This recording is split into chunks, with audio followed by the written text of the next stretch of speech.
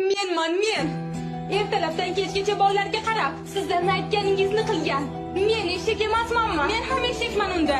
Menda armon yo'qmi? E'tibor qilmaymanmi men? Eshak bo'lganim yetmaganday, o'zimga ham vaqtim yo'q. Yana senga vitamin bera olmayotgan ekanman, a? Ko'rinishim yoqmaydi, figuram yoqmaydi, ustimdan ovqat sasiydi.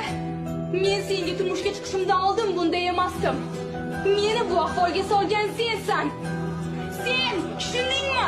Sen aqling joydami? Meni nima aybim bor? Men nima qildim? O'zingga bir qara. Na bo'yanishni, na yasantusan qilishni bilasan. Men uyga kirganda ko'zi olarib turgan taftayni emas, chiroyli ayolni ko'rgim keladi. Qachon?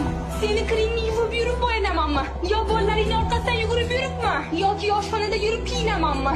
Uyni ishlari tugamaydi, maqsad.